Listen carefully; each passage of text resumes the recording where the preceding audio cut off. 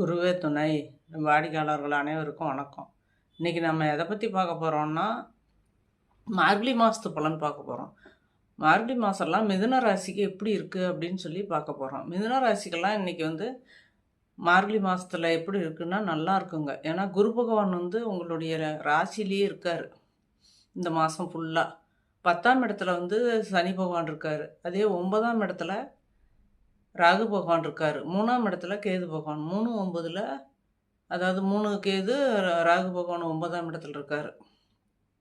சுக்கிரனும் புதனும் உங்களுடைய மிதுன ராசிக்கு 6ஆம் இடத்துல இருக்காங்க. அது ஒரு வாரம் போனால் 7ஆம் இடத்துக்கே போயிடுவாங்க. சுக்கிரன், புதன், சூரியன், செவ்வாய் 7ஆம் இடத்துல இருக்காங்க. 7ஆம் இடத்துல இருந்தாலும் சூரியன் கெடுதல் பண்ண மாட்டார். ஏன்னா செவ்வாயோடு சேர்ந்துருக்கார் இல்லையா. செவ்வாய் அரச கிரகம் தான் சூரியனும் செவ்வாயும். அப்போ 7ஆம் இடத்துல இருக்கும்போது நல்ல பலனை தான் கொடுப்பாங்க. இந்த குரு பகவான் பார்க்குறாரு இல்லையா, பார்க்காம இருந்தால் கூட 7ஆம் இடத்துல இருக்கிறது கொஞ்சம் சரியில்லைன்னு சொல்லலாம். குரு பார்க்குறாரு 7ஆம் இடத்த.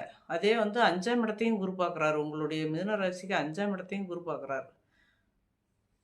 இந்த புதன் சுக்கிரன்லாம் உங்களுக்கு ஒரு வாரம் கழித்து அதே 7ஆம் இடத்துக்கு வந்துடுறாங்க. எல்லாருமே குரு பார்வையில் இருக்கிறாங்க. அப்போ உங்களுடைய தொழில் வளர்ச்சி, உங்களுடைய குடும்ப சிக்கல்கள் எல்லாமே விலகி இந்த மார்கழி மாதம், இதுக்கு முன்னாடி அந்த சிக்கல்கள்லாம் இருந்திருக்கிறதுக்கு வாய்ப்பு இருக்குது. ஏன்னா புதனும் சுக்கிரனும் 6ஆம் இடத்துல இருக்கிறது.